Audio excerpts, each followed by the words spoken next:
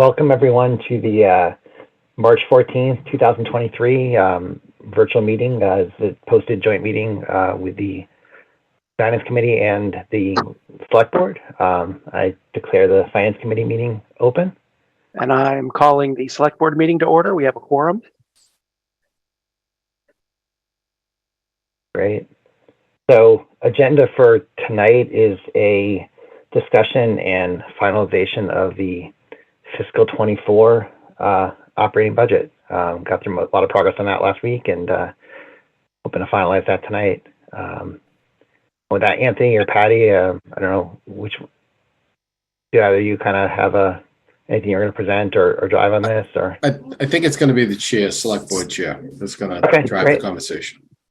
So I think the one big unresolved item from the last meeting we had was the health department allocations.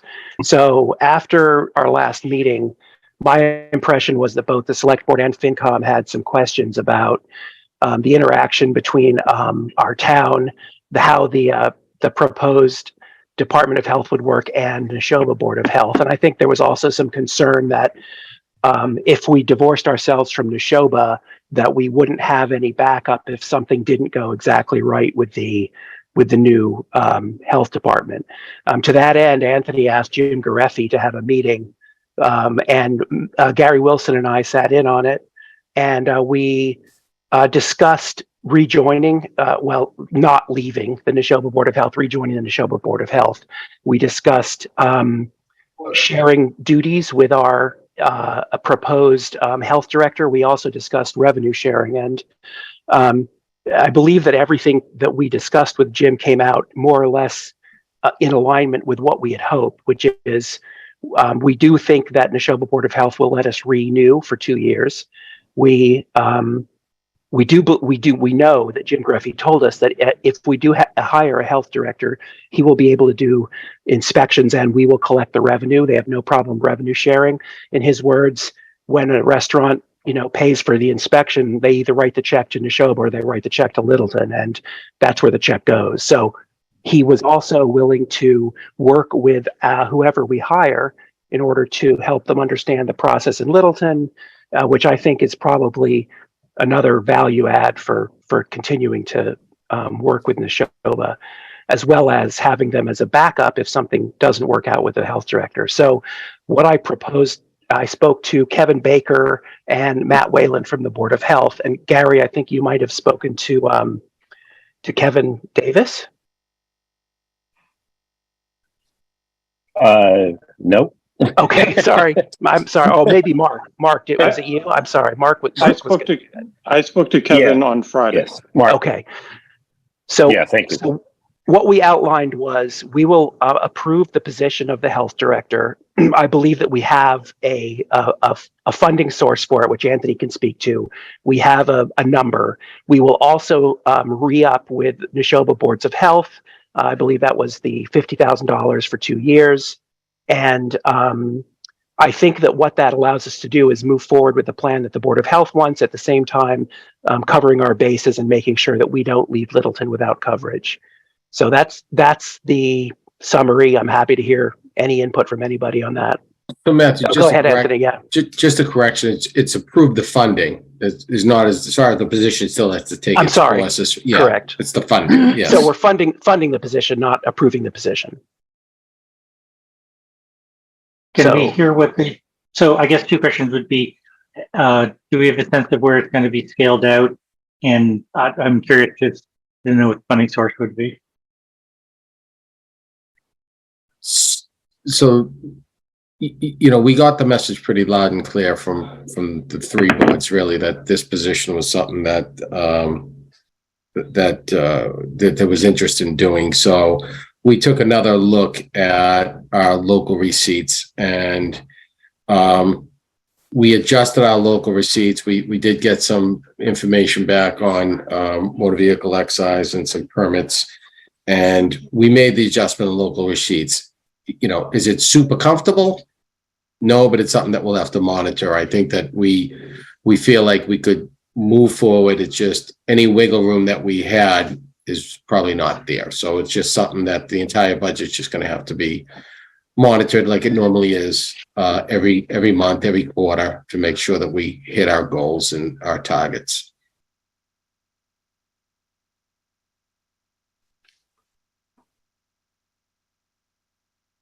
I have a question. Yeah, of course. Last week when we met, I was under the impression that things weren't being inspected, and one of the reasons why we were moving to this model was to get better service. But then when you all met, the report showed that we have all the detail and things are being inspected timely. So I guess my question is twofold. One, why do we need the position if it's working the way it is now? Do we really need the position? Last week, I thought we needed it because things weren't going well, but now seeing that things are going well, why do we need it? And then when you guys all met last week, the Board of Health wasn't with you when you met? With Jim Gareffi, no, they were not. Okay. Why did that happen that way? It was within a day or a few hours we had a window to see Jim. Okay. Because it probably would have been helpful to have the Board of Health there when you're talking about the Board of Health, but that's a side comment. But I guess going back to that is, if the services are being provided and we have the data, do we really need this position? So I can speak to that a little bit, because there's been a bunch of analysis on the data done by Kevin Davis. And I think the data is incomplete and in some cases kind of fragmentary. So I don't think that we really have a complete picture. And I think there are a few cases from speaking to Matt Wayland where it appears that follow-ups weren't done on, for example, restaurant inspections that required a 14-day follow-up. There were some indications that the forms that were submitted in their electronic restaurant inspections were sort of, there was a checkbox for follow-up, and when that was checked, Matt didn't see any follow-up and asked Jim about it, and Jim stated that they just must have checked it by accident. So I think the data we got is 100% better than the data we had before we got the data, but I don't know that it's complete and accurate. Okay, that's fair. Thanks.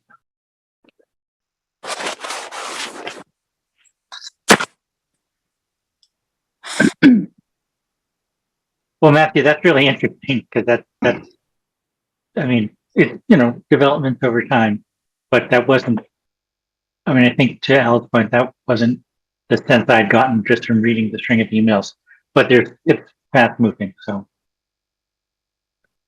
I think the last email that I saw from Kevin Davis was a pretty cogent summary that pointed out some of the things he had to do in order to assemble the data into a meaningful. Sure. And Jim said when he gave it to us, this is going to be all over the place. This is basically our handwritten notes uploaded into a file. So I think he was aware that it was not complete. Yeah. Matthew, if I may, real quick, I think also we can't forget that town meeting voted for this. So at the end of the day, I know what Alvin's saying on why it was this kind of discussion already happened, and town meeting voted to have this department created, and it's been now a couple years. So I think that's kind of the driving force behind it. So now it's more about how we go about funding this and moving forward on in incremental steps to create this department that was voted on by the town. Yeah, and I think my comment on that is just we don't have, they voted to do it, but we don't have to do it within a certain time period.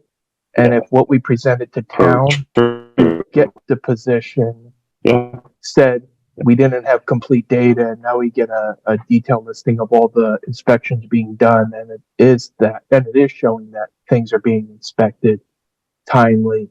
That's different than what was presented at town meeting to get the position. Yeah. So I know, it was voted on, but if the data's changed, I think we have a or not the finance committee, but somebody has a responsibility to go back to town and say, hey, this is what we said, but this is what's actually happening. Also, in fairness, at town meeting, I don't think any dollars were attached. So, Correct. Yeah. I don't know if town meeting necessarily would have supported it at this cost. So. Yeah, I guess, has anyone had a chance? I mean, I know we just got the information back from the Michigan Board of Health recently, right? I mean, do we have any, has anyone had the ability to kind of reconcile the number of inspections that were in that report to the financial model that the Board of Health had done as far as revenue? I'm guessing probably not. To some extent, as to the degree that we can. I think it was, not that far off. I think that it looks like the inspections took between 550 and 700 hours over the last few years per year.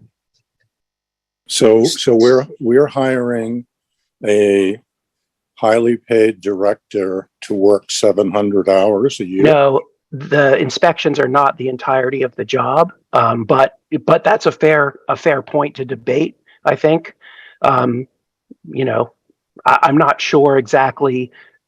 There's additional reporting. There's additional write-ups that need to be done and review of plans. So well, it's funny that sorry. Go ahead.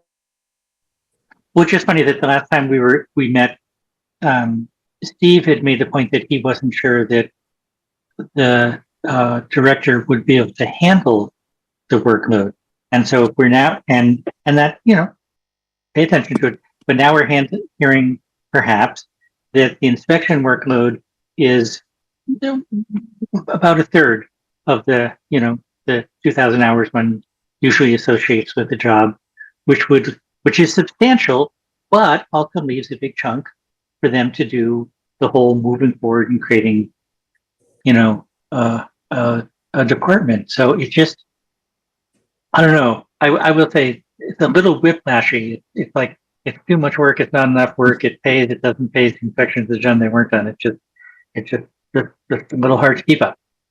So I agree with all of that, Brian. And in my opinion, we should vote the money now, and hold off on releasing the money until a more formal plan is presented from the Board of Health on exactly how many hours they think they need for inspections, the fee schedule, and things like that. So we have a better idea how this department will function going forward.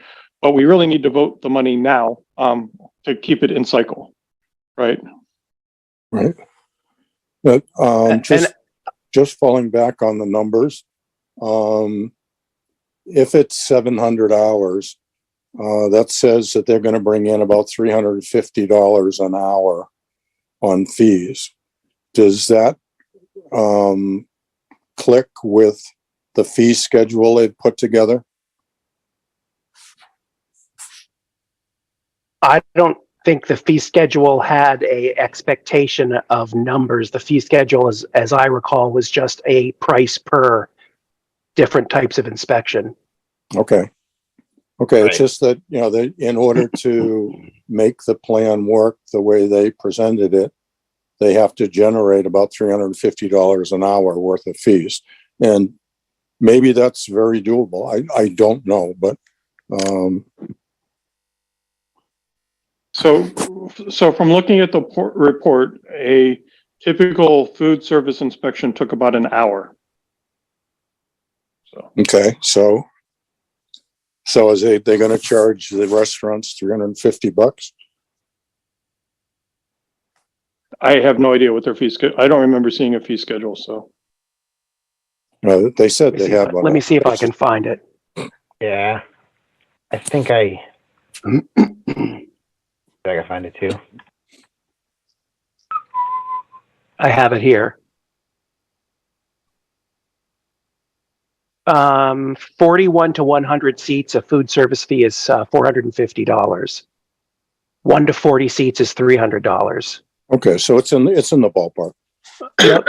Like a sewer treatment plant of up to 30,000 is $275, but over 120,000 is $2,000. Well, we'll have them inspect the sewer plant every day. And we'll be all set.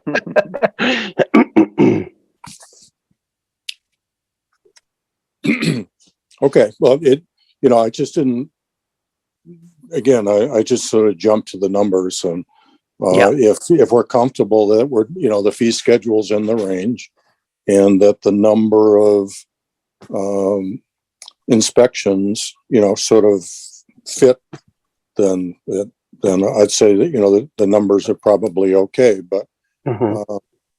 one thing I was thinking about is the town now doesn't do any accounting for the health services.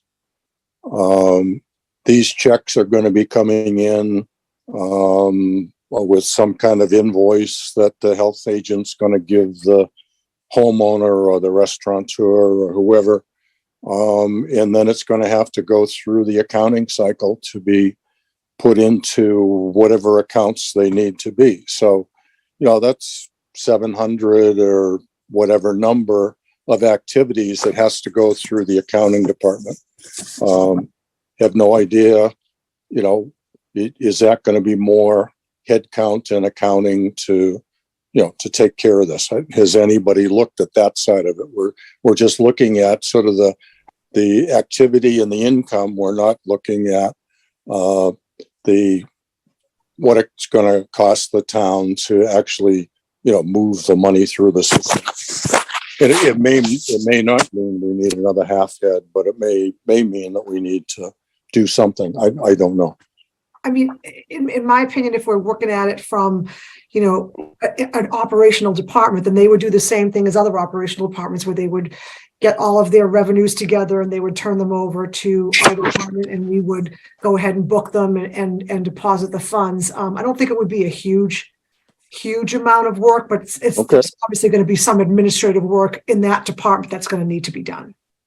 Right. And- So the expectation would be that this new director would go out and do all the activities and the admin would get, book all the bills and whatnot, and then turn a packet into Patty, your people. Yep. And they would do whatever magic they do. Yeah, and I'm assuming that this would end up becoming a new town department. So we'd be, they would be like any other town department where they'd be set up on our books and they would be responsible for their invoices and doing all the different things that the departments do for their invoices. Of course, we do their payroll for them, but they would have to submit the payroll. So it would be, he will be doing, or she will be doing some administrative work, no doubt. Okay. I just didn't want you to get blindsided. No, I appreciate it. Thank you very much. I appreciate it. But I think you're covered. Okay. I did find a annual fee schedule and a pro forma fee and revenue projection that Kevin Baker did send around on mid-February, which has an expected count and quantity of, and I think this was based on numbers from Neshoba, which I can forward to you, or maybe Anthony can forward if you want to look at those numbers. Yeah, Matthew, I forwarded out previously to all of Okay. Fincom. I just sent it to you again, just so it was top of inbox. Okay. If anyone else needs to get me an email. Just so we do have they did do a projection. Yeah, it looks like food service fees were, anywhere from $200 to $600 depending on the number of seats. So I guess it's within the realm of that $350 number, at least for that 1 hour's worth of work, right? Yep, that's fine. I just, just asking the question. And are we assuming that if this gets approved at town meeting, when do you expect, that this character that apparently they've already identified to be generating revenue? I would think that he'd have to come in and put together, his plans and processes and procedures and all that kind of stuff. Is he likely to be, out doing inspections in the fall or later than that, or what? I'm just trying to figure out, do we have a hit this first year and then we, make up for it later, or what's the thought there? I don't think any of us has an answer to that. I assume if we hire someone who's experienced, they're going to be able to begin doing inspections. You know, I would certainly think within the first year. You're correct that there's going to be a lot of setup. And I think that is another advantage of maintaining our relationship with Neshoba. With Neshoba, okay, yep. But yeah, I don't know. I mean, that's a great question. I wouldn't have the faintest idea how much setup time or how quickly someone could start doing inspections on that in that situation. Okay, and Gruffy's okay with us sort of pulling the work away as we come up to speed? Yep, he explicitly said as much. Yep. Okay, great. I think that was one of our big concerns last week, was whether if we did enter into that 2-year contract, whether that was going to preclude us from monetizing or bringing any revenue, right? So obviously we have some flexibility there now. I mean, for me, right? I mean, I feel like this is, you know, I mean, kind of like the ambulances, right? That while you know, we can pull together, you know, estimates on revenue sources and stuff. I mean, I think especially with the overlap, it's not a money gainer for the town, right? I mean, this is something we're doing at the ask of the town or the ask of the health as a elected board, you know, to increase level of service, right? So I mean, I think, you know, that would be, you know, my approach here is you know, where it clearly is at a cost, and you know, we can identify through local receipts and permitting the funding source for it, but come the end of the day, I mean, we're, you know, this decision like many we make on increasing service for saving money, right? Right, and is it likely that the Board of Health is going to have this new director's job title and going through I don't know whether we still even have a personnel board, but having it graded and all that, and then hired, you know. We've already started that process, Fred. I'm sorry. Yeah, so we've started that process of writing the description and grading it, and we're just going to move it forward as we would with any other position, and finalize it and find a candidate and hire them. Okay, so when's the expectation that this character will be on board? I believe they can't start work until the next fiscal year. Right. And you're comfortable, excuse me, you're comfortable that you can get all the ducks in a row before that? Well, I don't know. I mean, it's really not on me. It's on Anthony and the Personnel Advisory Committee, and yeah, so we'll start the process, but you know, we do have a town meeting that we have to prepare for, so it's kind of taking a priority in our office right now for the rest of at least this month. And that's fine. I'm not pressuring you to get it done.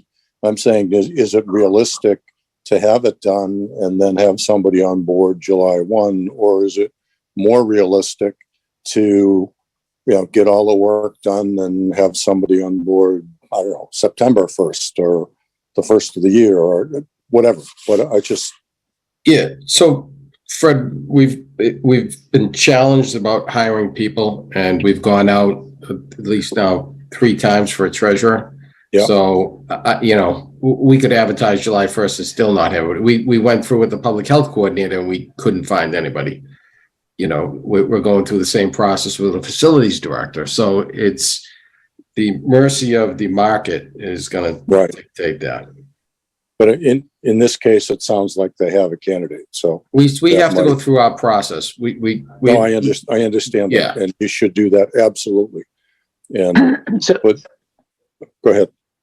I'm sorry. I was just going to say, so Matt Wason is on the call and has his hand raised, but it's possible he could give us some answers to some of these questions if we can let him speak.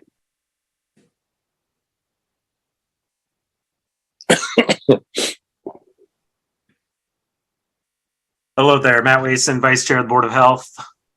Can you hear me? Yep. Yes, we can. All right. Yes, happy to answer as many questions as I can. First, just to address, there were some comments about the data, the new data that has become available. I would say it's marginally useful at a very high level. The data quality is of some question, and what it really gives us is kind of just the total amount of work and time spent on the work. I wouldn't say that it's eye-opening, perhaps if you haven't seen anything before, but it was not particularly helpful to me based upon the data that I already have from Neshoba. And I think I would say it does not magically make it appear that things are being done in a timely manner, because the data does not include any turnaround time information. And one of the main drivers that I was told when we launched down this road of disconnecting from Neshoba was that there was considerable complaint about the turnaround time for Neshoba to do inspections in a timely manner. So I don't have data on that myself. I can only rely on my fellow board members who've been around longer, who have echoed that that is definitely the case. And then I can speak directly to like the food inspection aspect, where within the last 18 months or slightly less that I've been on the board, I am fully aware of inspections that have been missed. And I'm also fully aware of food carts that have operated within our town borders that were not licensed to operate. So I really struggle with the same thing, kind of what you're talking about is they've been around a long time. They're doing the work for us, but I would say that the quality of work that they're providing is considerably lower than we deserve and warrant. And that's one of my big pushes to make sure we kind of keep moving in a forward direction. They have changed some data systems, but the reporting, if any of you saw those, some PDFs of a report that's not data that you can analyze. So there's a lot of opportunity to try to improve that. On the next question, just briefly, I forget who it was that asked about the accounting cycle and stuff. I agree, that's work that has to figure out. We already kind of had a plan. We've talked to Ed Mullen for a year now about getting our processes just built into OpenGov so that all of those things are tracked and recorded and helping make the funding move more easily. I don't know that much about the process, but I've been told that helps things move along more easily than we have. As well as for inspections, it helps you keep track of when things are due, because the electronic system can now say, well, this restaurant was done on this date. Here's your 6 months. Go charge right after that again. And then the last kind of topic that I was hearing right there was about the person and when. When we created this plan, I kind of expected we would have to be a cold cut, end one and start the next one up without a lot of overlap. So I really appreciate the willingness and openness to look at a concept where we're not building the airplane while we fly it, right? Where we can actually bring somebody on board and give the time and do a really thorough job. I think that is a great answer for the town. When will that happen? Thank you to several of you. I don't have an answer for that. Yes, we have a very qualified candidate. No, I cannot guarantee that he's going to come work for us. No, I cannot guarantee that he wants to start July 1st. So as soon as we can get through the process of all the paperwork and get the job posted, I would be of the opinion that we want to fill it as quickly as possible, because the sooner we have somebody on board, the sooner they can start turning around, taking the work on and collecting some of those fees. The flip obviously being it would be nice for that person to then have some time to also start to explore other areas where we need improvement. So the Board of Health has repeatedly talked about one of the first kind of jobs we need this new person to do is a proper community public health needs assessment, so that we can better understand what the town of Littleton needs and build the strategic plan to help deliver on those needs. So, but you've seen the reports, you've seen the number of hours we anticipate for inspections. Thankfully, those hours are relatively low. So we still think this person is going to be able to have that bandwidth to really help build for Littleton a terrific Department of Health that can carry forward. And the last one I have for you, unless you have other questions, is just briefly in the kind of 2 circumferences of towns all around us, about 17 towns that I've tallied. 10 of those towns are with Neshoba still. The other 5 of those 7 towns have a health director. Sometimes that's all they have. Sometimes they have several tiers of positions. One is functioning with just a health agent, and one I actually have no idea, and I haven't dug into it enough to see their organizational structure. But I just wanted to highlight that we're not creating something tremendously abnormal. This is what a lot of the communities around us do, and that's the road we're kind of going down. And I'm excited to kind of take that next step. So thank you very much for your time and consideration. And if you have any other questions for me, I'm happy to try to address those. Thank you very much. I know we're going to lose Mark Rombacher in just 1 minute. Is there anything you want to add, Mark, before you have to hop off? I would just ask that going forward, Matt, if you could actually, for the towns that do have a health director, agent, whatever, inspector, the number of hours that agent works and the number of inspections they do would be helpful going forward, just as we plan this out. So, but I'm in favor of budgeting for this now and figuring it out as we go along. Thank you.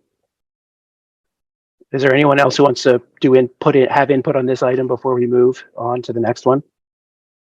I just want to add just a question.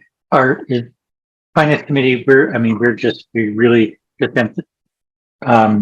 in on the finance part. Are we all comfortable with using the increased revenue model, knowing that that's going to leave us with, as Anthony said, a little less wiggle room down the road? That to me, that's the only decision we get to make. Well, yeah, Brian, for me, I think it's a bit of a leap of faith, right? We're going to build it based on increased revenue, based on revenue that we don't have any history on from the Neshoba Board of Health. For me, I think we should have a conversation around the investment here with investment in the new position, if that's the will of the town, knowing there's some risk in this because we don't have history to really base it on, right? We can come up with a balanced budget and support that as a finance committee, but I think we're treading new ground here, and hopefully our projections are conservative and we hit. But I think there's some risk to that we all should discuss and be open about. Okay. Matthew, if I can, Matt, I'm sorry, go ahead, Brian. No. I was just going to say I'm cool with that, and I think that it feels like this is what we're going to do. Chuck? I was one of the earliest proponents of this, and I've supported it all along. The finance part of it is a little unnerving. For whatever reason, it's in front of us now. Our budget's pretty much set, and now we have to try to figure out how to fund it. And I'm not terribly comfortable after sitting on it for a week with basing on the revenue model, which to Mr. Venuti's point last week is exactly what we did with the ambulances, and it didn't prove out. I think there's a lot of unanswered questions for us. Matt just rattled off 3 or 4 different things that need to be done, like right away, an assessment, build the department. There's policies that have to be built. There's a whole bunch of things that aren't done. And I kind of feel like we're not ready for it. And for us to rob Peter to pay Paul to make this happen right now, I don't think we've made decisions like this in the past. And I just, as much as I'd like to push this forward, I don't think it'll be a sound financial decision for us. Yep.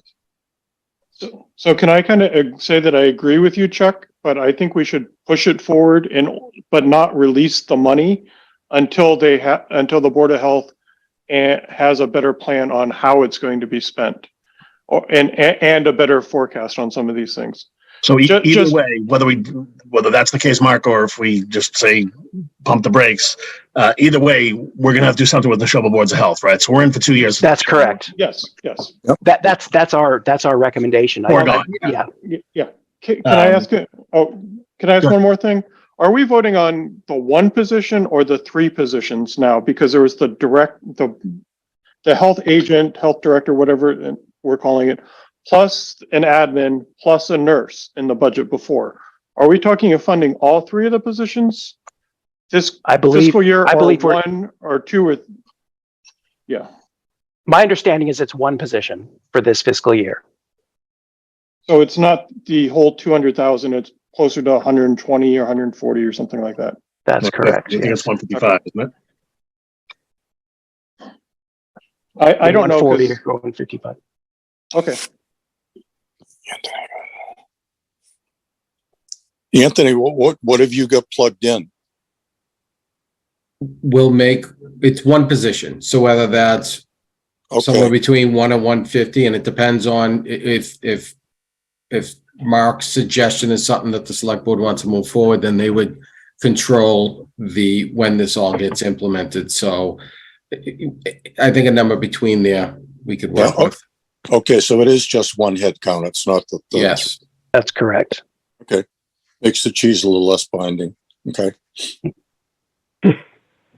Anyone else? Okay.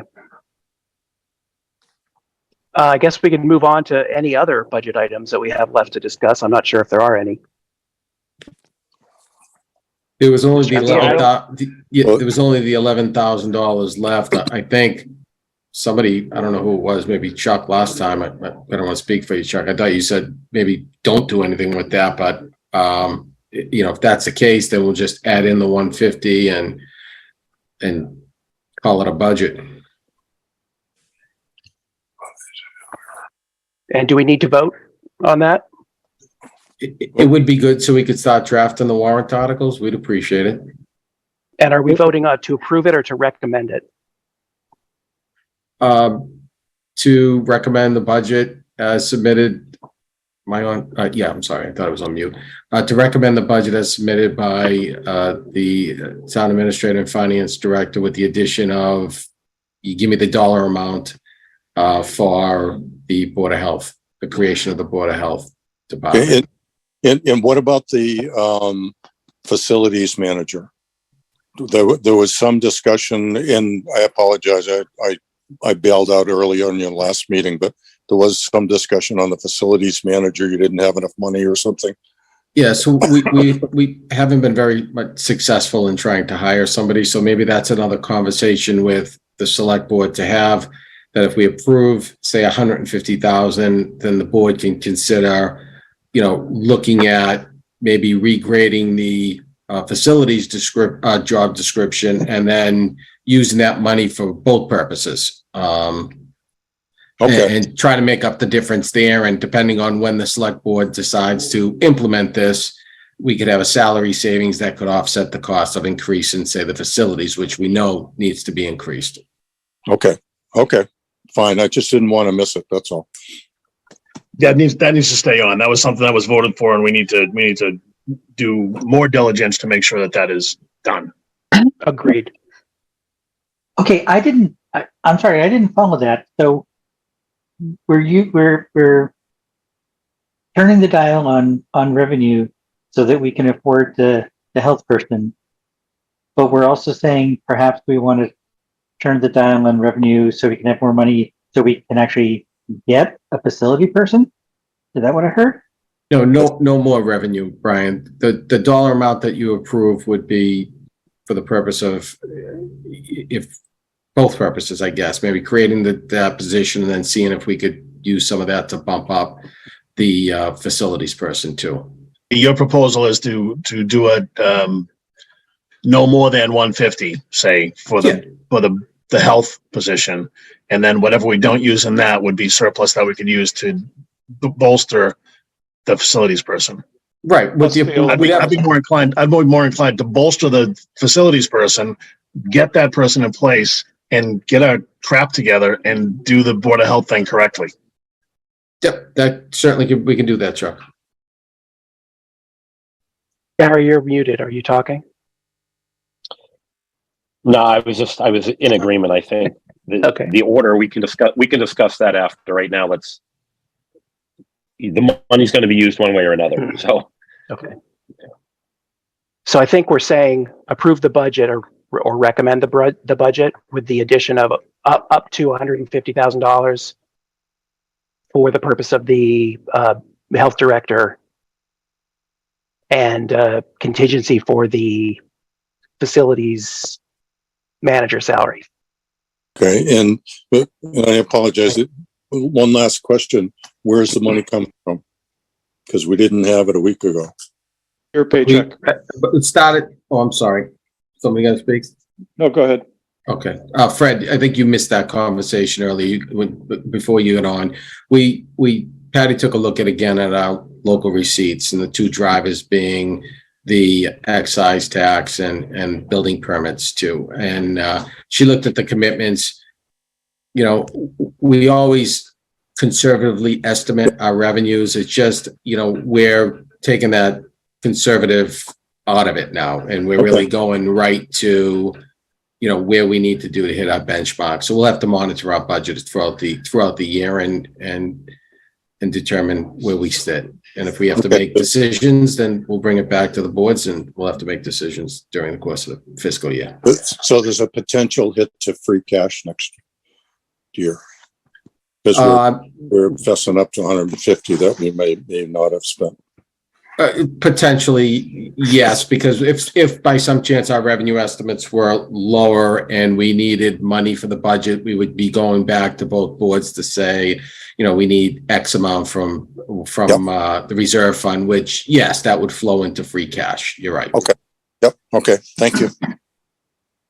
And I'm sorry, I just have still trying to tease this part. So we're about to vote on the budget, adding 150 that will either go to the health director or maybe the finance. Facilities.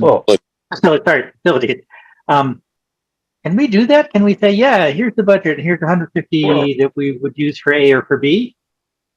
Well, we already have the facilities position created, Brian, so we already have it budgeted. So if one budget item came in higher than what was budgeted, we can do a transfer from within at the end of the fiscal year, we could do transfers from within departments and interdepartmental transfers with the Municipal Modernization Act. Patty, correct me if I'm wrong. No, you're right. No. Yeah. But is facilities part of the same department? No, but you can do it from within different departments, Chuck. That's what the Modernization Act allowed us to do. So instead of, if we were off by 10,000, just say police was, had a $10,000 surplus and fire had a $10,000 deficit, we would just make that whole. And then we'd approve, and then the select board and Fincom would approve those year-end transfers. Right. Anthony, this 11,000 is after we took out the 8,000 for Munis and 2,000 for sustainability, correct? Yeah, it was 17 before that, I believe. No, I thought it was 14 before that. I think it was 14. And then so there was about 2 left. Oh. So there's not 11,000 left. No, 4,000. I'm sorry. So it was like 8 and 2 we took out for sustainability, and then about 4 left. Yeah. Yeah, and then we would just minus, Chuck. So if we'd be adding 146 instead of the 150, but up to would allow us to do that math, right? Thanks, Patty. Yeah. So it's just Chuck and Gary. It seems like you both would prefer that we just do the facilities and defer the health. And the vote we're about to take seems agnostic to that. So I'm just wondering are you guys comfortable?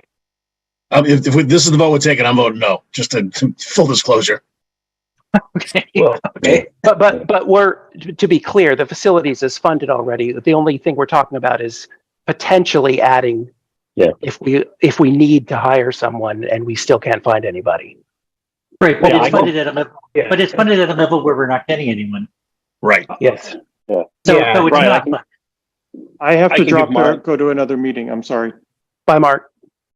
I can give my opinion on that. So, since I was long before I got on the select board, we've been trying to get a facilities manager.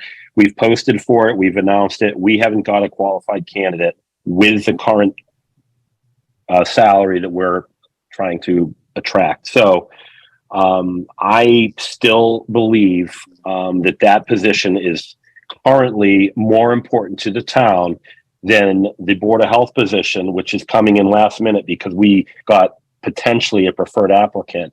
And with the safety net that we're adding of the Neshoba Board of Health, makes me more comfortable. That's why I can speak to both positions right now and with a comfort level. But if you were to ask me if it was up to one position or another, I would be putting as much into that facilities first, and then we'd be looking at the Board of Health position, knowing that we just need to get a qualified candidate, see what the market really is, and see what this position description grades out at. It could, a lot of things are still up in the air. So getting into this discussion might be a little premature, but personally, I just think the facilities manager, to me, every single department in this town benefits from it. And the Board of Health, we have a current system, not perfect, but 17 other communities are using it. We've used it for I don't even want to know how many years. There are flaws. After speaking with the Board of Health, I understand their concerns, and I respect those concerns, and that's why we're even having this discussion. And also after speaking with Mr. Gareffi, he believes that it's not a bad idea for the town to do this. So I understand that it's something that's coming and we need to do it. It's just the prioritization piece that I'm a little bit more in tune with what Mr. DeCoste is saying. So what's your suggestion for, if we do decide to allocate $150,000, what's your suggestion for how we word or prioritize the spend? I wouldn't allocate the 150. Well,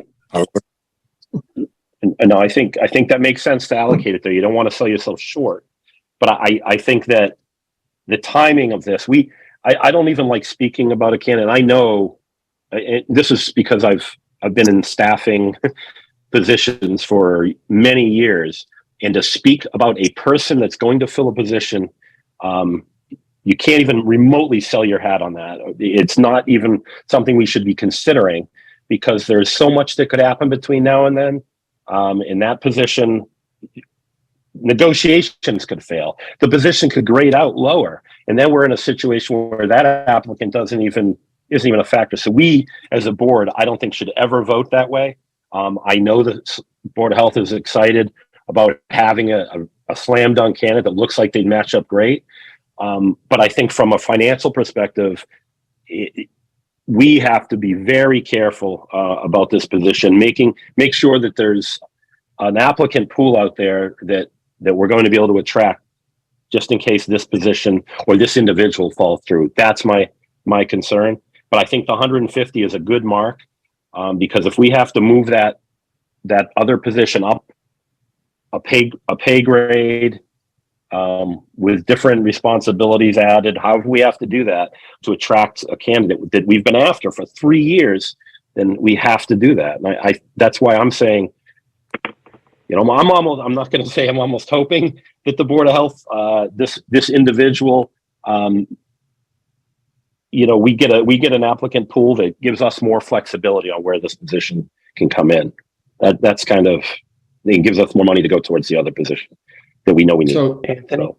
I just have an idea, or maybe that this helps Chuck and some of his thought process, where there's so much uncertainty with both. What if we just threw the 150,000 into the reserve fund and then allow for plans to come back to both boards, that would be acceptable.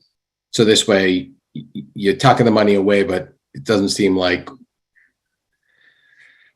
you're ready to pull the trigger. But the money would be there if once the plan is fully developed. Just a thought. I'm worried that doing that is selling the Board of Health short, who have, put this forward and developed it. And now we're saying, well, we're not really going to do anything. We're not going to commit to anything that they want. Yeah, I think, if we were doing that for the sake of creating the warrant and having conversations prior to town meeting, I don't necessarily think that doesn't make sense. But I don't think we struggled with the adding positions at the fall town meeting last year, right? So I think the more we get into this off-cycle decisions on staff versus doing that once a year, it put us all in a tough spot last year. So I think it's better. That's a good point too. Yeah. Could we say something like taking this 150, which is still a little uncomfortable with it, but assuming we have the 150, could we say add 30 to the whatever the base that we're offering for facilities, and leave the other 120 for health? Because both have been on our plate for a long time. And I agree with Gary that I think facilities, oh my God, how many repairs might we have skipped if we'd had a facilities person? So can we do something? And I'm not sure if 120 and 30 is the right number, but something like that. Yep, you can do that, Brian, if that's what you both do. We haven't graded the position. We don't know and necessarily know what it would take to get the facilities person, right? So we know what we've offered so far is not not It enough. was graded in the range that we were offering wasn't acceptable to anybody, right? No applicants. So we're saying we're gonna take 150 from revenues from excise receipts and building permits and all that kind of stuff, and that's what we're gonna earmark for this, assuming that those estimates are correct. The 150. We were conservative on those estimates, like always. And then, like Anthony mentioned early on, this dries up that conservativeness. We're going to be much closer to our number, which is So that served us well, being conservative in the past. And then when those revenues come in, it's enabled us to do stuff off cycle and yeah. Right. Yeah. Right. Let me ask, if we do, and none of us maybe are in a position, but if we increase the offer of whatever that means from a grading point of view, if we increase the salary for facilities by 30K, do we think that makes it fairly likely we'd get a candidate? Yeah, I hope so, Brian. Yeah, I don't know. You know, even if it was 125 and 25, right? I think that there's still enough flexibility there that maybe that attracts somebody for both. I hope so. It's the best answer I can give. Right. I guess I just look at it as we have two openings that we want, that the town has asked us to get, and we have a chance of maybe getting one, maybe getting two, maybe getting none. And at this point, sometimes you just grab the one.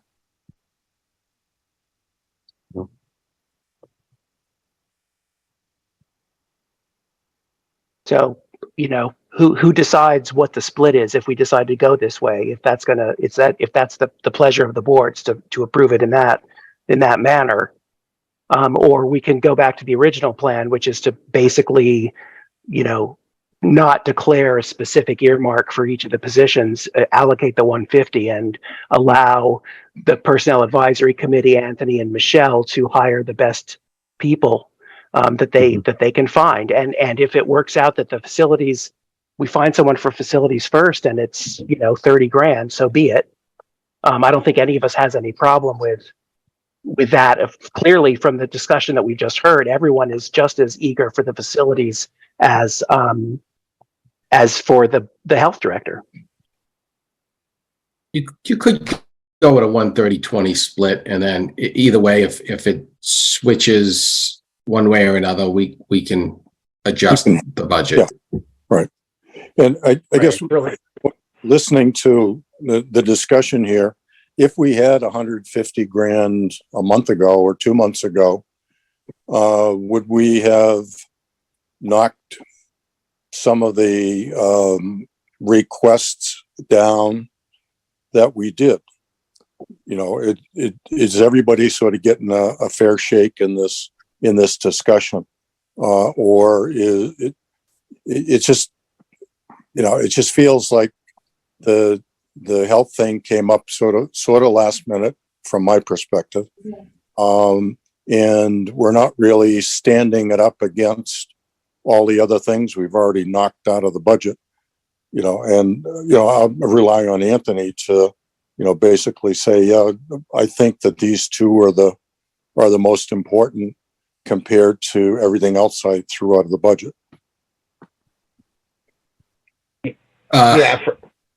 It's cutting the baby in half, Anthony, but I just want to air it here. And if we believe these two are the most important, then okay. But if there's something else that we should be, maybe there are three things we should be talking about, not two.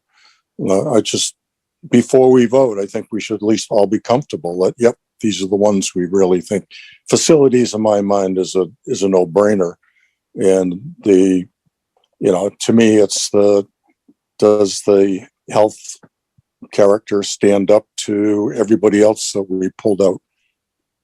Yeah, I mean, Fred, process-wise for me too, I guess where I'm struggling a little bit is just in our process for Fincom approving a balanced budget, right? I mean, I think, deciding or understanding the priorities of the select board and in regards to this position clearly is going to drive what's in the budget. But I mean, I think for myself to be comfortable voting this, I would kind of want to see see the updated budget that has the revenue sources and all that. So we're voting on a document that has all the numbers versus the conversation. I mean, I know we could do that real quick, right? We could post another meeting in 2 days and do that. But I mean, I think you know, the end result of tonight needs to be a decision on whether this is a priority to add into the budget, and then we can quickly, you know, work with Anthony and Patty and update the budget and vote on recommending a balanced budget for the warrant. Yeah, we could do that. We can do that, Tyler. And then we can also, you're going to approve the warrant articles, which is the budget, that's your approval right there. At least if we have a direction that we leave this meeting with, I don't necessarily need a vote as long as there's a commitment to do something with the 150. And nobody's really, there's not a strong opposition to doing it, then we can move forward.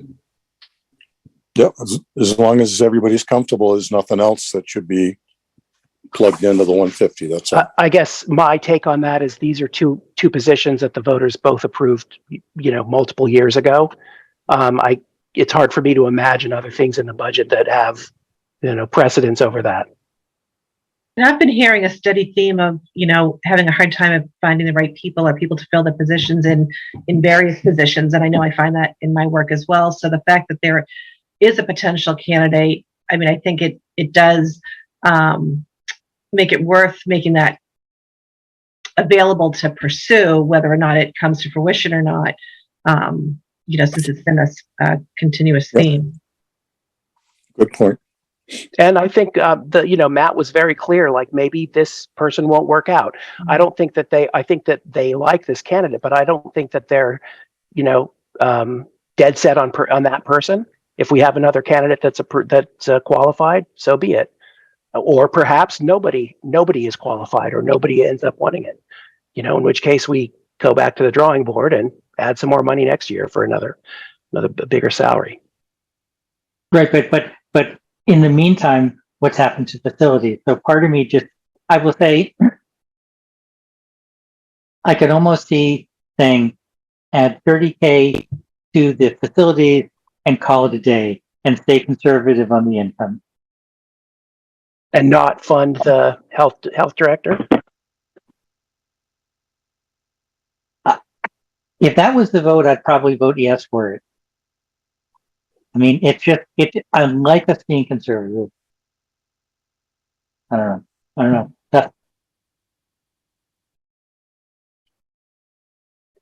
I guess, go ahead. I guess maybe I don't understand the grading of the positions where you're saying that the health inspector position hasn't been graded yet for pay. How can we just throw a certain amount of money toward the facilities? And hasn't that already been graded? So yeah, Gary, do you want to run that with that? No, I was just going to probably repeat what you told me because I asked that question offline. So go ahead. So Jerry, we graded the facilities position. We advertised it. We just didn't get somebody for it. So we know that the grade we have for it is not high enough for the candidate that we're really looking for. We graded also the public health coordinator, and I think the same holds true for that. And that really didn't develop the person, or the person didn't come forward that thought would get that. So that's why that needs to get regraded as well.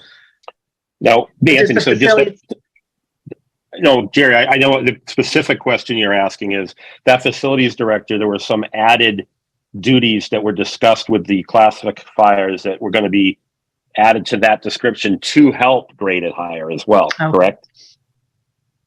So that was part of the discussion. We can't just magically regrade it to a higher position. I think it's more of, there was some other things involving PMBC and some other things, Anthony, that they were going to put in there that would help that position grade up higher, hopefully. But we just might be in the same boat with the Board of Health or the health inspector position, where now you're looking for someone with too high of a skill set with no support staff. Right. Well, Jim Gareffi felt that our salary was more than fair for a health director. Yeah, he was actually surprised. I would Gary, say. the same holds true for the facilities person too. That's something that doesn't have a support staff, and that was something that we wanted in, and that was originally in the budget for a half-time position, and I took that out because it wasn't, there was other priorities that were more important. Okay, thank So- you.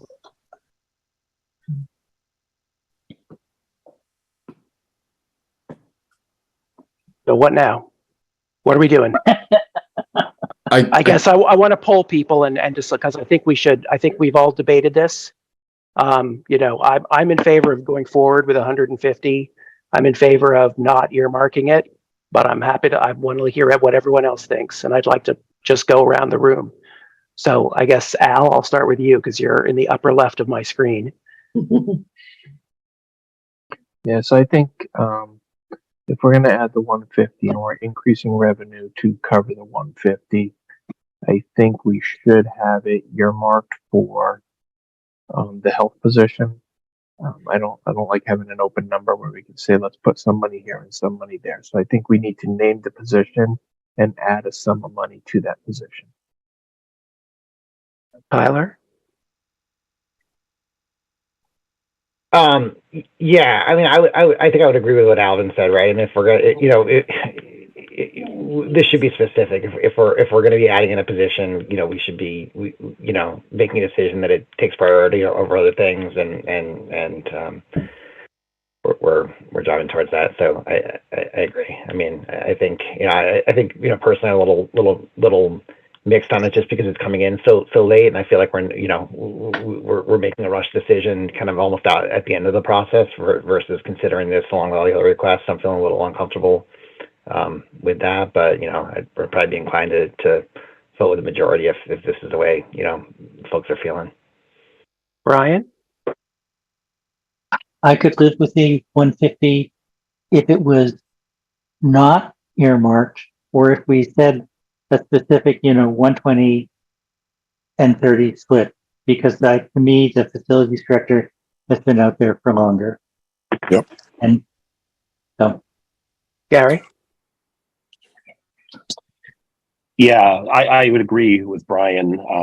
Even a 130, 120 split, I think, I'm not saying we have to hit it out of the park here on facilities, but even adding, 10 to 20,000 to that, I think we'd get a much better picture within that, if let's throw it out there and see what we can pull in with that. It's a more attractive salary for that position. So but I'm more agreeable to a split. Tom? Yeah, I mean, I agree with Gary. I'm agreeable to a split. Jerry? I'm agreeable to stand alone for the Board of Health or for a split, either one. Fred? Yeah, I'm okay with the split, but my priority is a facilities manager. Chuck? I agree. Honestly, I think if this were before us when we were doing the whole budget, that it would be a different conversation relative to the Board of Health, and we would have answered many of the questions that I think many of us have for moving forward with the Board of Health right now.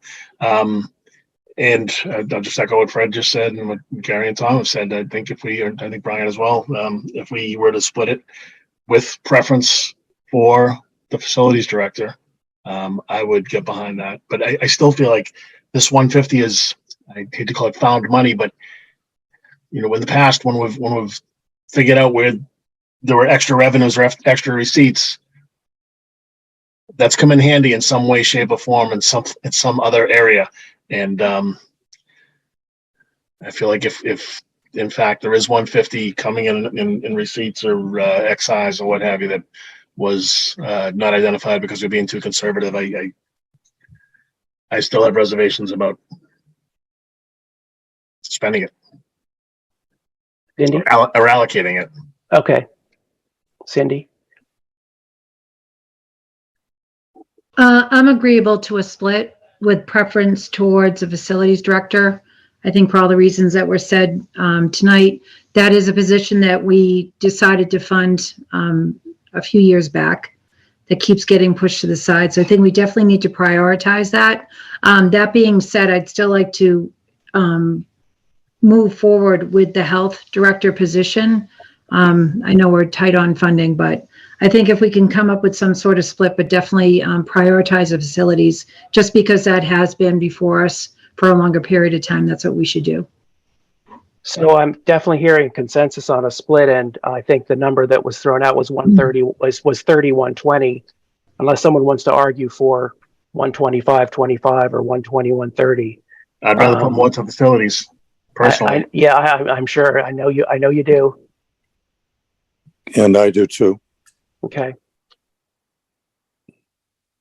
Are we So, sure yeah. that the facilities position is not being filled because of salary? What do the other towns pay compared to what we're offering?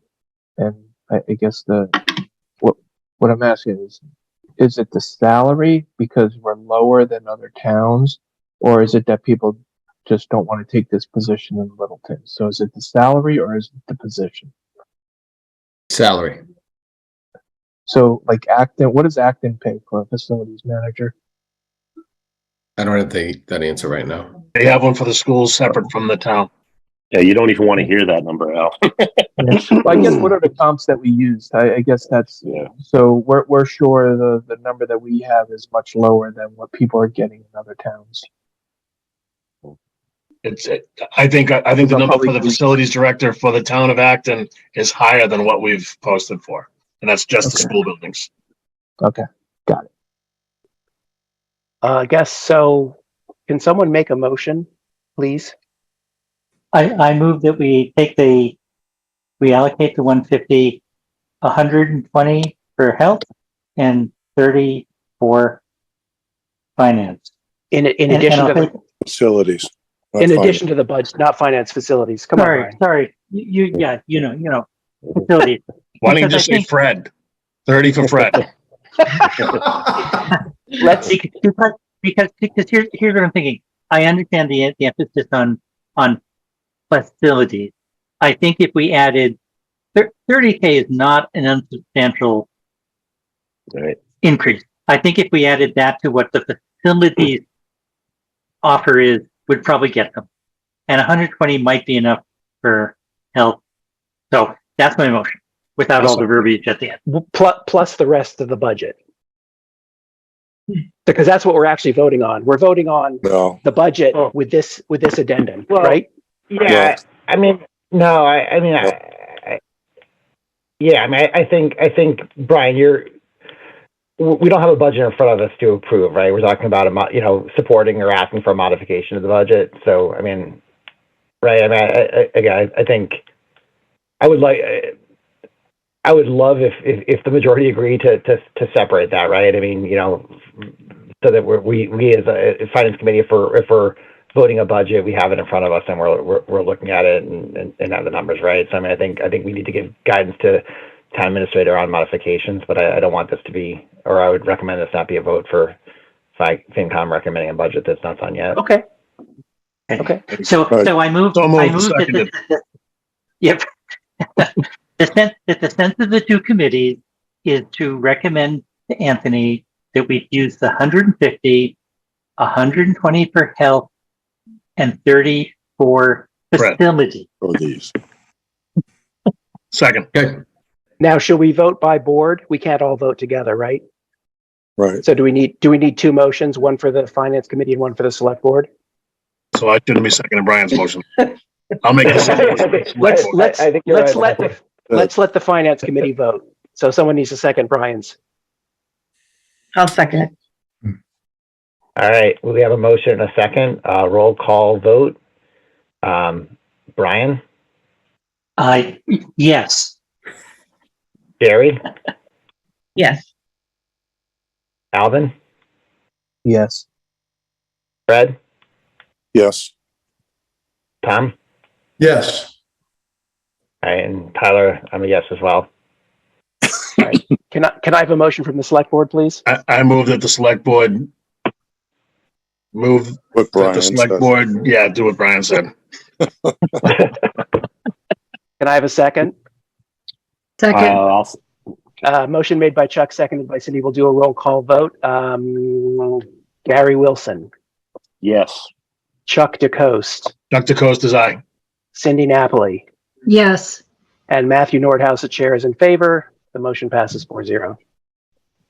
Thank you. Thank you. We have our marching orders. I appreciate everything. Thank you. Thank you, everybody. Motion to adjourn.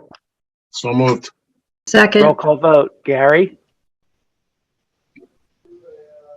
Yes. He's gone. Chuck, Dr. Coast is yes. Cindy, Yes. chairs in favor. We're adjourned. Thank you very much. Thank you, everybody. All right. Thank you. Good night. And our finance committee meeting continues.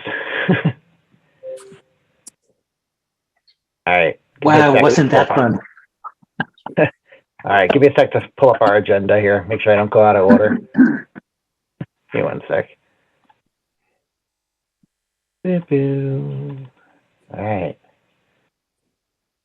So in continuation, first on our agenda, I'll go through the whole agenda, update from LELWD, from Nick, then we'll go on to public input, member updates, approval of minutes, and adjournment. So let me get Nick in here.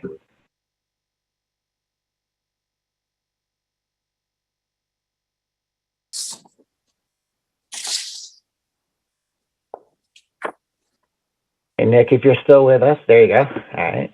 Welcome. Thanks a lot. How's everybody doing tonight?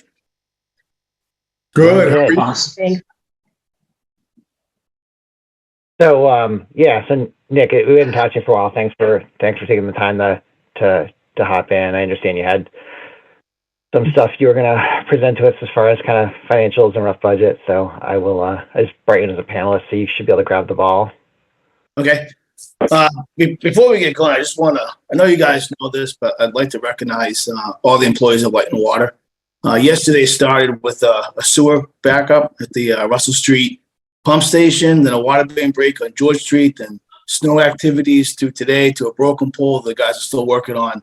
We're real fortunate to have these individuals work for us and make my job a lot easier. So I just want to make sure the public knows how active they've been in the last 24 hours plus serving the community. Absolutely. Y'all are credit to the town. All right. So with that being said, any questions on the finances? Are we all done? I think typically after our board would approve the water budget, I'd come in front of the Fincom and kind of update where we are for FY24 or whatever fiscal year that we're in, and then also give a 5-year, well, it's really a 4-year outlook for the 4 years forward and 1 year back. But also now, such a sewer department has such a, especially right now, a financial impact on the town. I think last year we started sharing that budget with you folks just so you can understand some of the sewer impacts financially that the town's going to see. We'll start with water. I think that one's probably, at least from a financial standpoint, a little more complicated. Can you guys see what I'm sharing? Is that in front of you? Yeah. That's an overview of the water budget, and then it's a $1.2 million increase, and then you can kind of see the reasons why each bucket went over. So the first one is administration budget, and that is jumped up because as we construct Wickham Ave, the treatment plant, we're more and more responsible for the debt that comes associated with that. So that's gone up about $260,000 this past year. And next year we'll be fully, and you'll see that on the 5-year plan, we'll be fully realizing that full debt of that large project. That was a $24 million project, which includes the transmission main that went from Spec Pond to Wickham Ave, and then the treatment plant itself. We did get a 20% loan forgiveness that gets knocked down to about $19 million. But obviously that borrowing comes at a cost. It was a 0% loan because of the PFAS situation. But there's obviously a huge principal payment that comes with that. On the distribution side, the budget goes up $81,000, and about $78,000 of that's attributed to commercial meter replacements, which right now the commercial customer carries that financial burden, but it's a pain for us to force them to change those meters out. And it's important for us to have accurate meters installed. So we're redoing our water use regulations right now. That oversight's going to come under the water department. So we're going to have to carry that financially, but then we're going to bill the commercial customer for that cost. So it'll end up showing a net neutral. There'll be offsetting revenue that comes with that. But from a town meeting perspective, we do have to appropriate the funds for that program. And then if you get to production, that's really where we've seen a large increase over the past really 18 months. The chemical cost has gone crazy. And we attribute it to a supply chain COVID type environment where it's just out of control. They've gone up, 200-300% in the cost of chemicals. We on FY23 we carried 120 grand for chemical costs at our treatment plants, and we're carrying 260 grand this year. So an increase of $140,000. And then electricity went up $50,000, 150 to 200, and that's based on the adding of a new plant. I think a lot of you have seen the filters in there.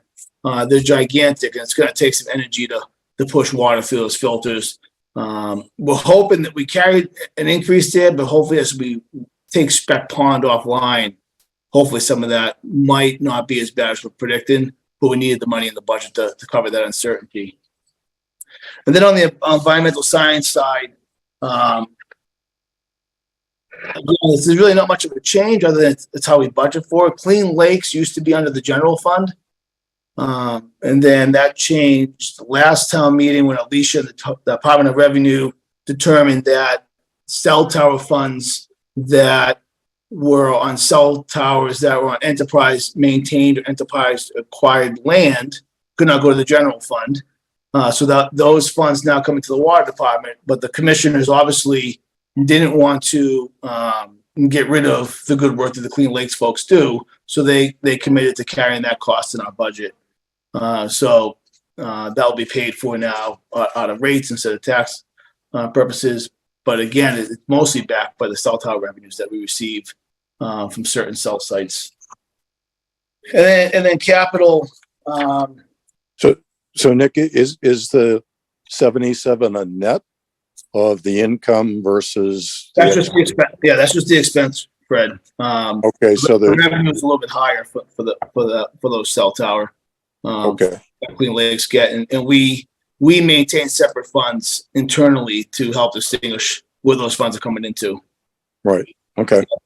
Yeah, I think it's about 110 or 120 grand a year that the Clean Lakes portion pulls in.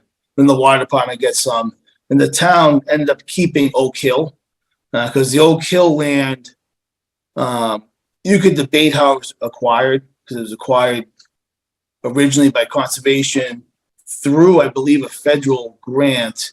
Then it got turned over to the water department, but I don't think we paid for it. I think we then swapped it to Cobb's, and it got extremely complicated, and we didn't really feel like it was worth untangling, and we just left it with the general fund. And now the town maintains, and they kind of did before. The Conservation Commission maintained, they brought gravel in and stuff like that to maintain those up there. Yep. Okay. So then the capital increased a little bit as well, but 200,000 of that. And if you watched the select board meeting last night, they addressed this.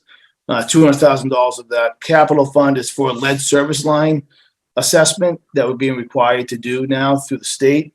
But that $200,000 is going to be run through the state revolving fund program, and it's a grant program. So again, we'll be reimbursed that full expense, but we have to carry through our budget. So $200,000 is reimbursable. Some of the other stuff we're looking at is our board's very adamant that we start replacing water mains. It's something that we've been slowly doing, I would say in the past 3 years. Prior to that, probably not done at all.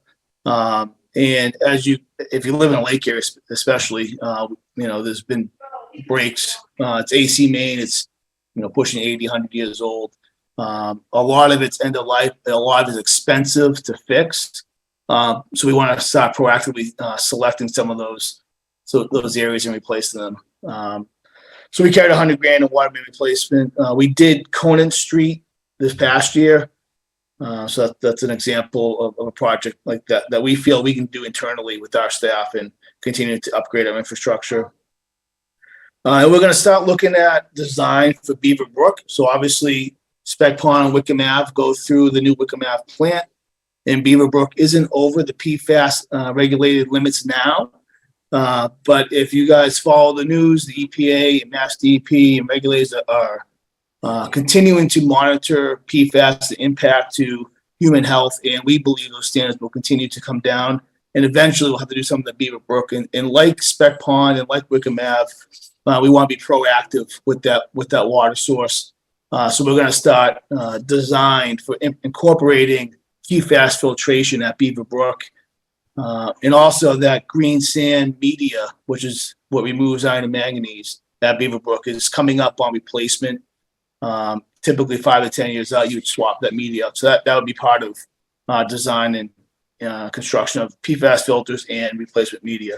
So we got just design in the works for FY24. And when do you think that project will come forward? I would think probably a year from now we'll be ready to move forward. Okay.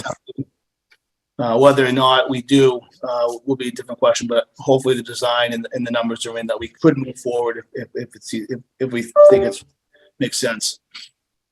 Okay. And then Spectacle Pond, the well itself is one of our largest producing wells. It's got great capacity. And again, it's an old well. We want to be proactive in doing a replacement well and maybe even potentially get more water out of that resource. So we're going to start looking at that as well from an engineering standpoint in FY24. So that's the majority of the capital stuff. And I think one project that's not in here that will be in front of town meeting in May. Well, here come the schools. Hold on a second. Must be canceled school.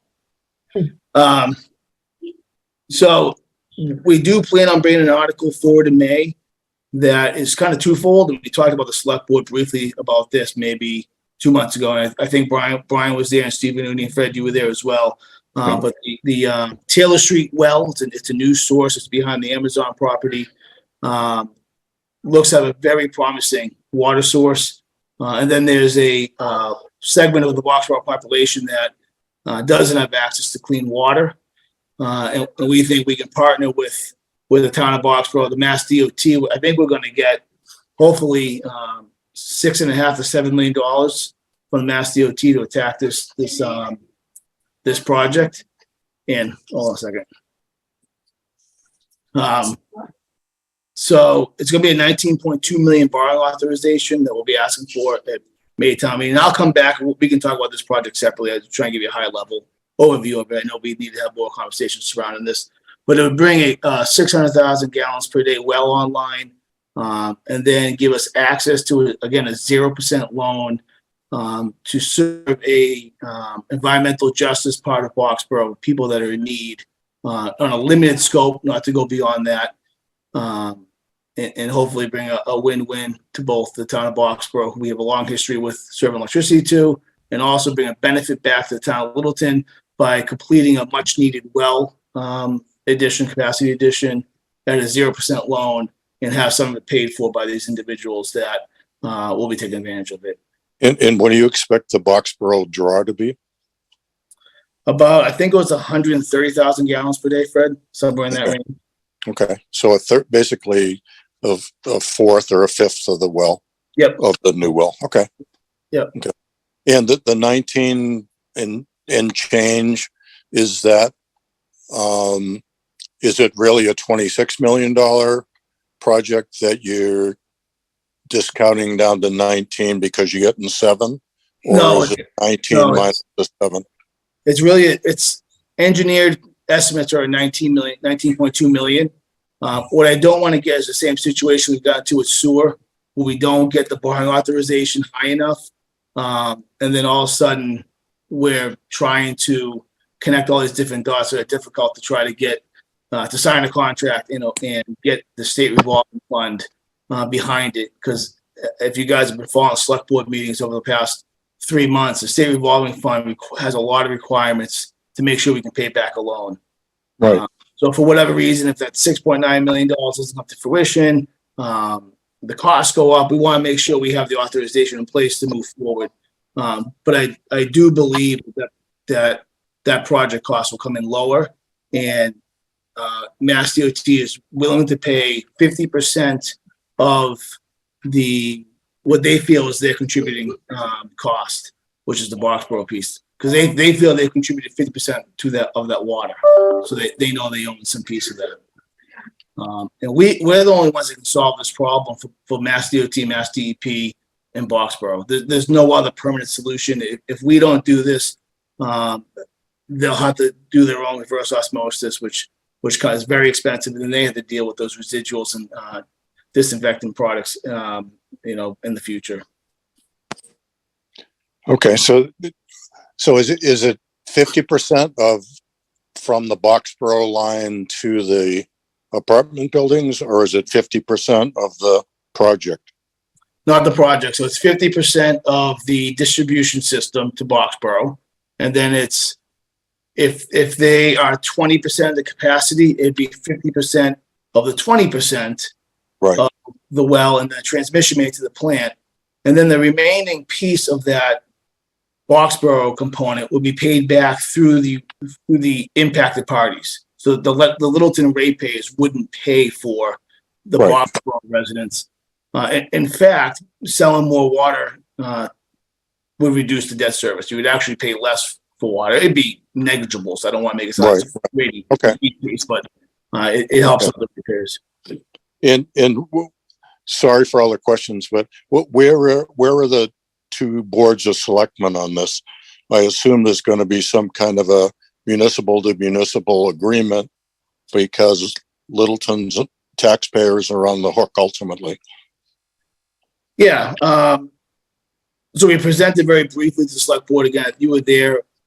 I think they're supportive, but we haven't had them vote on it or show that officially. The commissioner is 100% behind this project. We've been working with Anthony, Town Council, Boxborough Town Administrator, and Boxborough Town Council on an intermunicipal agreement. We have a draft that's in front of them.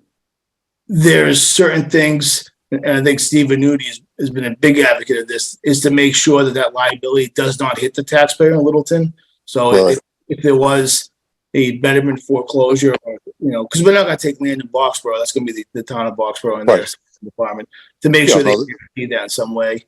No, that's great. Okay, great. Thank you.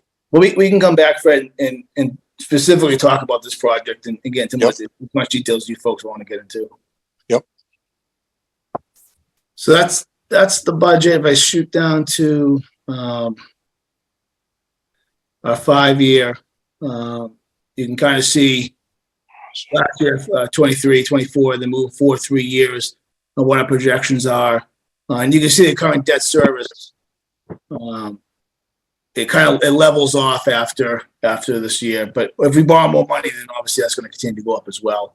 And then if you go down, we've held our rates steady for the last, 2 to 3 years. And like the town does, we're very conservative on what we expect to collect from rates, because water usage is very seasonal. So it's hard to predict year to year. I will say that the old Very Fine facility is consuming a lot of water right now. And actually, I think our pumping totals probably are the highest they've been going back to maybe 2010 era. So we're selling more water than we are anticipating to sell, according to our financial models, because we want to make sure that we're not going to end up in a negative reserve fund like we were close to 2014, and Fred remembers those days when he served as our rep. So the rate collection is conservative, and the debt service is meant to recover what our principal and interest are. You can see our reserve fund at the bottom. We're showing it to go down every year because it's higher than it's ever been, and it shouldn't be this high. But we knew we had a lot of projects and we knew we had a lot of work to do. So we've been kind of building it up for this reason to start spending it down. I think we'd like to be around probably 1 to 2 million in that range in the reserve fund, which we show we're going to be in. And again, we'll end up being higher than this because these are extremely conservative. Nick, if a question to these water uses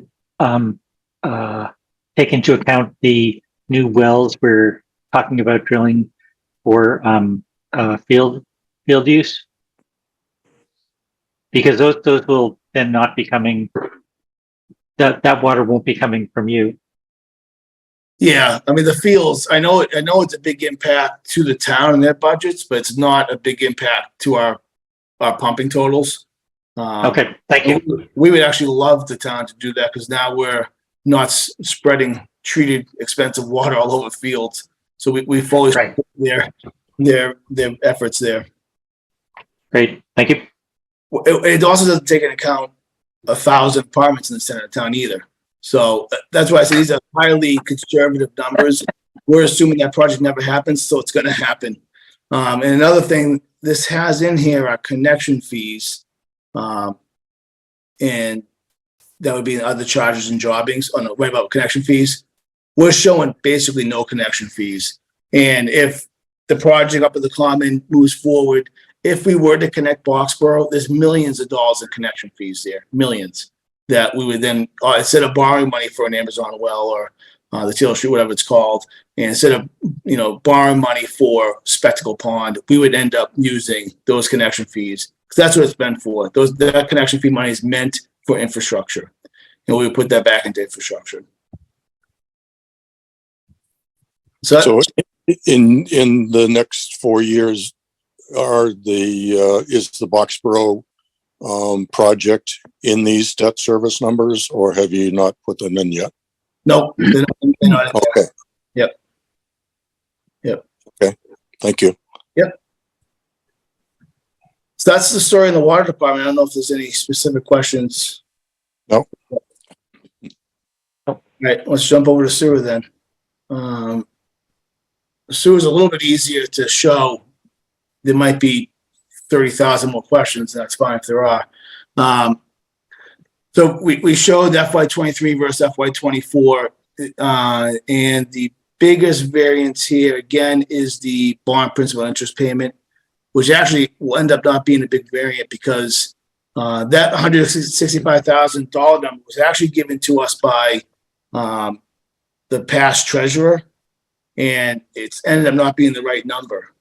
It ended up being, I think it was 285, something like that. So I think Anthony and Alicia, we're going to do a town meeting article at this past special meeting to get a transfer from somewhere. I'm not sure where because there's no money in the sewer enterprise fund to transfer. I think we have maybe $16,000 of extra cash. And I know Anthony was working with Steve on that. But really, the FY24 is a flat budget compared to FY23. And that bond principal and interest payments are, for sewer design, that's already happened. It's for the land acquisition. Sean also borrowed $2.5 million for construction a year early. I'm not sure why, but now we've been paying interest on that as well. A lot of these problems start to go away soon because what will end up happening, we're in the middle of bidding this project out right now. We've opened bids out of 3 out of 5 of the projects. The fourth being tomorrow, and that's a large one. Tomorrow, it's the collection system. It's an estimated $13 million project. It's all the pipes, sewer pipes, and stuff like that down King Street and Great Road. As soon as we start awarding contracts and establish a betterment, we can collect 50% of the betterment fee on a water contract. So we should be able to start soon bringing other revenue other than just the town. Because right now the town fully supports the sewer department. And you actually see this number twice. And I think, Fred, you brought this up at maybe the Super Saturday. You see $508,000 here, but you'll also see it in the town budget. Because what ends up happening is the town's got to account for that expense, and what they do is they'll transfer that $508,000 over to the sewer enterprise fund. So it's not additive. You don't add. It's not $1 million expense. It's a $508,000 expense. It shows up twice because the town has to appropriate the funds. Right. And I know it's a bridge situation, but it wasn't too long ago we were paying $100,000 a year, and now we're paying $500 for the same service. We had no debt. There you go. That's the big changer. We didn't. Absolutely. But the taxpayers are paying it, so they are. But I think it's the intention of at least the commissioners, and we've been working closely with the town on this, is to recover those costs into the project once we award contracts and develop a betterment. Okay, great. The commissioners were always. I mean, we heard it for years at town meeting that the users are going to pay for this. It's not going to be the taxpayers. And the commissioners, even though it wasn't their project at the time, don't forget that. They remember that very strongly. Right. That's good to hear. So Nick, ability to recover would be based on timing, right? The sooner you award those contracts, the sooner you can collect betterments, and which would offset some of that $300,000 in bonds. That's right. But so right now, the town's paid the principal interest, for example, for the sewer land purchase, so that you see in the bottom there 1.65. It didn't come out into 1.65, but I forget, maybe it was 1.58 or whatever it ended up being. The town has carried that cost for at least 2 years, and it's my feeling that the commissioners believe that they want to recover that cost. Absolutely. So, the town was gracious to kind of, like Fred said, bridge this. I mean, they carried on burden that they didn't necessarily benefit from, and the commissioners will look to recover that cost for the taxpayers. Okay. Is the high school system still running around 12,000 gallons a day, in that range? In that range, yeah, 12 to 15. Yep. Yeah. Okay. Yep. Never ask a sewer operator why the line's clogged either. You'll get answers that you didn't want. I found that out yesterday. Especially when it involves the school. All right. Any other questions? And just like the, obviously, this is a smaller piece of the sewer department. Obviously, over the next month, we're going to have some real numbers on the largest project ever done by the town of Littleton. If you guys ever need me in here to kind of, bring up the speed on the financial impact of that, please, let Jerry know, reach out to me directly, let Patty know. I'm more than happy to come back in here and, have a conversation around any project that we're working on. Yeah, no, I think that's probably a good idea. Once you guys get ready to start spending it, we should at least look at it. And yep. Great. Yep. Yeah. I think just the timing thing is helpful for us, Nick, right? I think some of the questions were just around timing for stuff getting going. So just, knowing where you're at and build a bid process and stuff, I think definitely helps us with some context and starts to sell some of that uncertainty and how long the town will have to carry it. Yeah, two of the bids that we've recently opened, the discharge site at the high school, which was estimated at $2.7 million. It came in at about 2.43, so it came in under estimates. Onyx Corp, local company, won that bid. We had our pre-contract meeting today. They're actually going to start next week, so you're going to start seeing that move forward, which is great. And then the barn demo, which is at 242 King Street, which is a really small project, but very visible. We'll be keeping the house at 242 King Street, but the barn needs to go for a lot of different reasons. Like I said, tomorrow we got the collection system. We opened up the filed sub-bids for the plan itself, and those numbers came in. It seems favorable, but you don't know until you open the GC part of that bid. Right. Okay.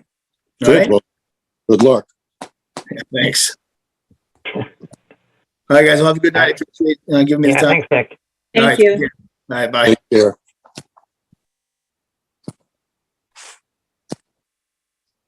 All right. Geez, I lost my agenda again. I'm not with it today. Anyone remember what was next? Let me find it again. Public input, I believe. Yeah. All right, so let's see who we still have out there.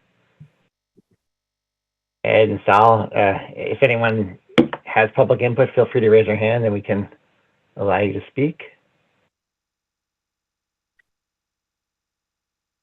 All right.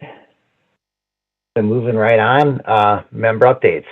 Brian, anything for the board? Yeah, I was at the CPC meeting yesterday and I did get sworn in. And I suggested to them that they were talking about how to do the warrant article for the increase in surcharge. And I suggested to them that I didn't know that they had convinced Fincom. I suggested that they should have another conversation with us because they presented to us, but I don't believe we took a position.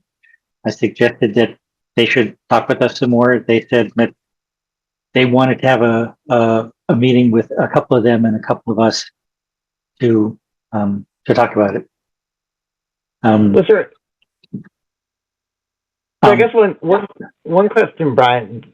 So I mean, I know when CPC was in front of us last, they kind of said they had requests from town administration to take an increase out. I mean, is there a specific drive for it? Is it, I mean, I don't know that the select board's kind of weighed in yet. Is it more of I guess I'm just not sure, or do you have a feel from the meeting yesterday, like where the drive or where the specific ask is coming from? I'll put my CPC hat on. We do good projects. Give us more money. We'll do more good projects. I think it's really as simple as that. I don't think the town administration is asking them. I think this is just, hey, let's do this. I will say I am dead set against it.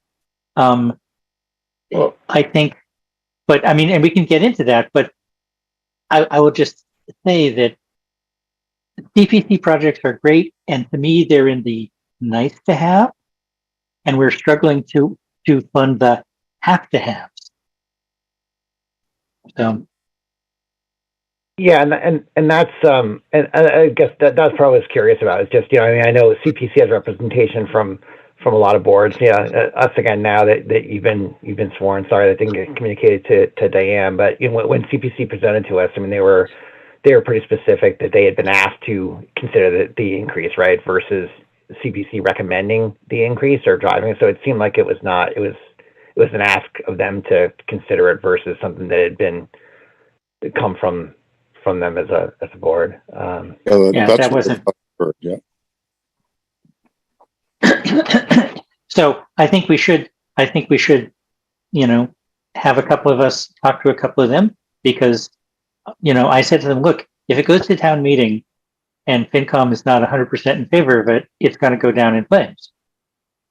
And so I said, even though I oppose it, if you want it to succeed, you got to talk to us. It looks like we have a hand now.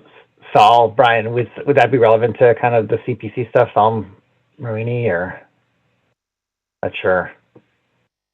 Anyone opposed to me allowing him to talk here? We're past public input, but if he has some insight into the CPC update, I guess I'm okay with it. It's okay with me. All right. So if you want to come off mute, feel free. Yeah, good evening. I just since it came up, I thought I'd add. There are a couple of sort of major projects coming down the road that property acquisitions, other things that either with the existing CPC funding would completely deplete their buckets or wouldn't be able to be achieved if we wanted to go down those paths.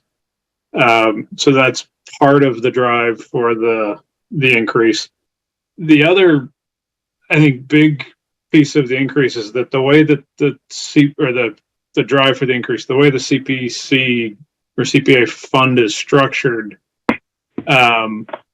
if we get to that 3%, and that could be through whatever revenue sources we generate. But if we got to that 3%, the match goes up by a significant amount. So I think the calculation was something on the order of 30% right now. If we get to the 3%, it would be 37%, or would have been 37%. And so that's certainly a piece of the driving motivation to make that money more effective for us. And then finally, to Brian's point, I think that there probably is a need for, and this is, I'm speaking for myself only at this point, but a tighter integration of the budgeting process and the CPC funds, so that we can tie not just the nice to have things, but the must do things that are eligible into the budget, and get the advantage of that significant match in the funding. That's my Okay. 2 cents on part of what's driving what's motivating the thought about increasing the surcharge. All right, thanks. All right, anyone else have any questions on that? I mean, I think, Brian, let's, I mean, if there's questions that CPC has, I mean, we definitely have a conversation, figure out the appropriate thing. I mean, I think, if it is a motion kind of coming from the board, I mean, I think it's, something, I don't want to lead the horse, right? As our board, I mean, I think the whole point of having representation of the various boards on CPC is so they can come forward with a recommendation on what they want, right? And then come back to the select board and Fincom, et cetera, for supporting it. But let's, if there's questions on process or things like that, let's definitely have a conversation and we can figure out what makes sense to make them feel comfortable with what they're asking for. Tyler, do you know? Right? Do you know when we have to vote the articles? Because that's really the sort of the time frame we'd have to have discussions prior to that. I know that the select board was planning on, I believe, closing the warrant before the end of the month, right? I mean, I think that was what Anthony had been holding out as far as the deadline for finalizing the budget. Patty, do you know for offhand when the select board's closing the warrant for? I think they're shooting for the end of the month is what I heard. Might be at the next meeting or shortly thereafter. Okay, so we have a couple of weeks. If you want to have these discussions prior to the warrant closing, and then we have to vote the warrant, right? So you probably got three, maybe 4 weeks. So if you're going to have these meetings, you should plan on doing it fairly soon. Right, and it just I mean, it's sort of an odd situation in that I'm on the committee, but I oppose the project. But I want to give them a fair hearing. I want them to have a fair chance to convince the board. But that's I oppose it. Yep, right thing to do. Yep. All right. Any other questions for Brian? Brian, I am dying to watch this meeting that happened yesterday after your comments earlier. I can't imagine the chaos that ensued, but don't have any small children in the room. Okay. It was horrific. I mean, the X-rated content, like I can't unsee. Oh wow, so real bad. Okay, maybe I don't want to watch it. All right. No, you don't. So moving on. Jerry, any updates from you? No, I was just gonna. No problem. I was just gonna update about the bids, but Nick took care of that, so we're off to a good start with those. Yeah, that's great. Thanks for leaning in and spending time there and getting Nick in front of us. It was a good update, so appreciate all that. Brad. Nope. Thank you. All right. Alvin? Yeah, no updates from me. I think I have a comment. Just the last few months going to these meetings, I'm just getting more and more frustrated with the town because I ask questions and they never seem to have the answers. I mean, today was another example is what are the comps you're using to define the salary you're putting out there for the facilities manager? And the answer is like, I don't have that information. And I expect the town, I think Fred, you were saying something like this, but like the town should be coming to us with information. And I'm very frustrated that several questions that I've asked over the last few months get that same response, that they don't have the information. And it's frustrating. So I don't have any updates. I just have a comment. Yeah. Not So fair. I guess Al, I guess one thought I have on that, and I'll throw Patty in the hot seat a little bit, right? But I mean, I feel like, a lot of us have been on Fincom for a long time. We're through multiple sessions of it, right? And I kind of feel like in the past we always had an Anthony on Fincom, right? We really had someone that was informing us, bringing us information proactively, and making sure that it wasn't, we weren't fighting to get information or always having to pull things. We really had kind of that Anthony appear on the finance side, and I think the hope and is that Patty's going to fill that need, and really as we work with her, we can set our expectations and hopefully get into a much more proactive information, because I agree. I mean, I feel like we've been pulling a lot more than we ever have in the past, right? Yep.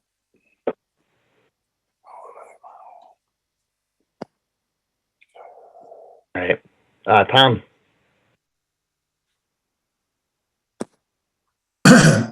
Hey, Tyler, sorry. Nothing at this time.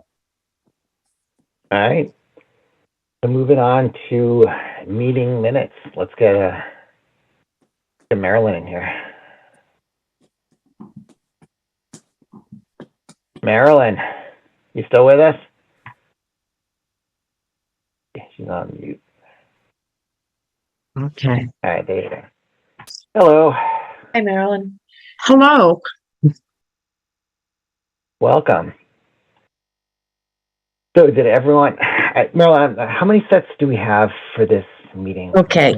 Don't count the ones that I sent today because you didn't get them till today. But prior to that, we tabled it from a couple of meetings ago. December 20th, January 10th, and February 26th. Then there were 2 meetings that I found out after they were all over about the meeting. So there were I didn't take any minutes for those. I didn't go back and get them. Okay. So these are the 3.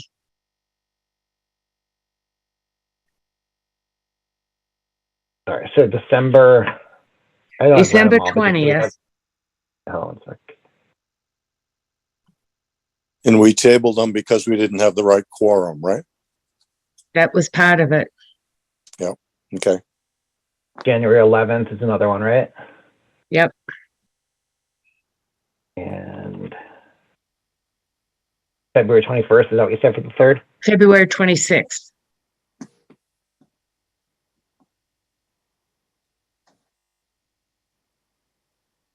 Okay. All right. Did anyone have a chance? Did anyone have any questions on those minutes? If everyone had a chance to review them.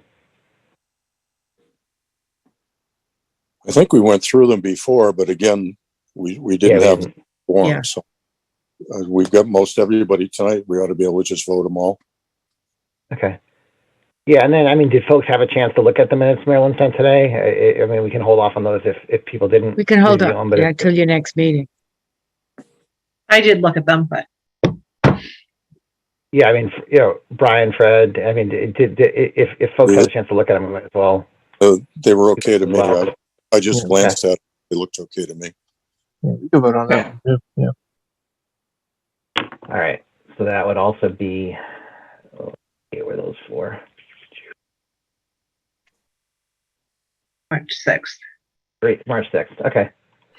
So, would someone be willing to make a motion to approve the minutes for December 20th, January 1st, February 22nd, 26th, and March 6th?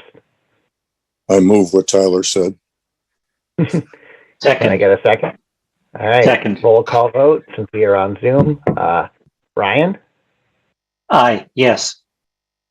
All right. Jerry? Yes. Tom? Yes. Alvin? Yes. Fred? Yes. All right. And Tyler is a yes as well. So we have Who approved. seconded it? I did, Brian. Brian, thank Brian. you.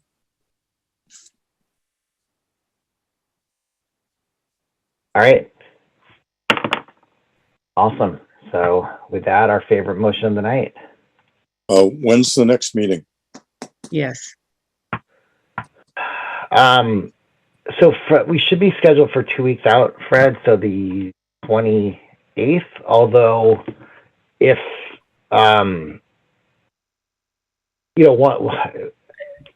if Anthony pulls together, or Anthony and Patty, if you pull together the budget prior to that, it might make sense to move that up if that allows us to get things to print. But let's call it audible on that. We'll leave the 28th for now, and then if there's a reason we to move it up, we could cancel that one and just do a quick Zoom meeting next week. Okay. Yep. I would. Makes sense. Can everybody make next Tuesday? Next Tuesday, I'd have to rearrange, but I could if we need to. Okay. Yeah, I mean, let's, if it doesn't screw up timeframes, we'll leave it for the 28th. I'm a little unsure on where exactly what Anthony's deadline was, and I don't want it to go to I don't want to go to print with a budget that we didn't recommend since that's our article. Tyler, I thought he said something about March 28th. Something was March 28th that he said at the last meeting. There was something. Okay. I can check with him and Tyler get back to you. It probably would make sense next week to meet if you guys want to take a position on the budget. At least to do that and to go through, and we can come back with some of that information that you're looking for. So I think 28th might be a little late. So I think we should shoot for next week.